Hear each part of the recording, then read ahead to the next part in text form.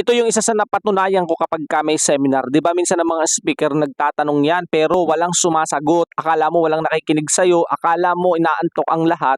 Pero kapagka nagtanong ang speaker at sinabing ang makakasagot may 20, minsan 50, minsan sasabihin okay may 100, ay nagigising tayo. Gising na gising ako kahit medyo inaantok, nawawala yung aking antok at dahil kahit hindi ko alam yung isang bagay biglang naaalala kahit limot mo na, bumabalik sa alaala. Napakalakas talaga kapagka may premyo.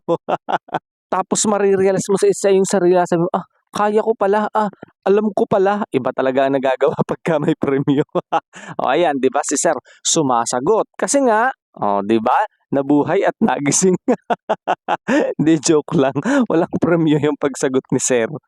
Kaya sa mga speaker diyan, alam niyo na ang tip kapagka gusto mo maging mag-participate lahat ng mga nakikinig at kapag gusto mong sumagot lahat ng nakikinig. Baka naman follow, like, and share mo na ako. Ingat!